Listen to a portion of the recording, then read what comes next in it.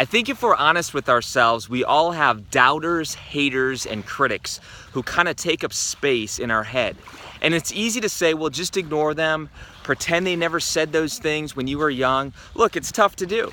And maybe they were just had a bad day and they said something stupid when you were a young kid or something like that. But it sticks with us and it hangs with us. And many times when we're on the edge of doing something amazing, those doubters, haters, and critics come back up in our minds and they push us to fear.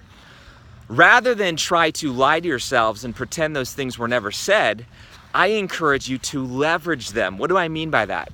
There's a gentleman named David, and I think you know where I'm going with this. We often remember him as the guy who killed Goliath, right?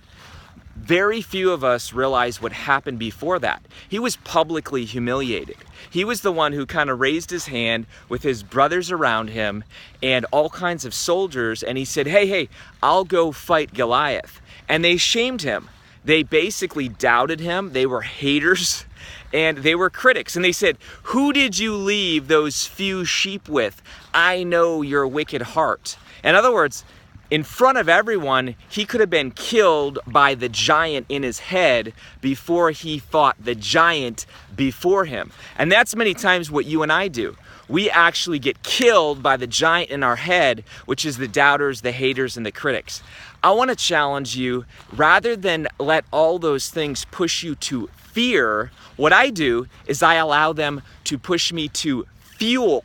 Those become the fuel in my mind. In the quiet times where maybe I feel like giving up, maybe I feel like the task I'm doing is too tough, rather than give in to fear, I literally make those comments, those critics, those haters, those doubters become my fuel.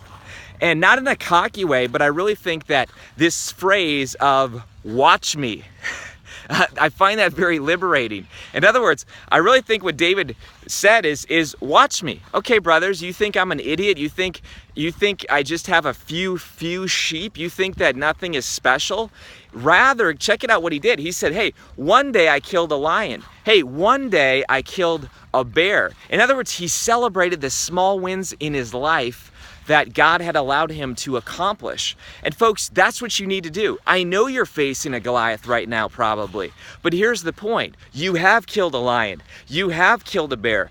And now let those things become literally fuel rather than fear, which are stopping you. So this is Carryover Runner. Be a soul on fire today. It's a beautiful, beautiful weekend. Connect with your Creator, your core, and your community. And don't allow the doubters, the haters, and the critics to push you to fear. Rather, let it push you to the fuel that you need to make something great and to slay that giant, whatever it is before you. I believe in you. Go make it happen.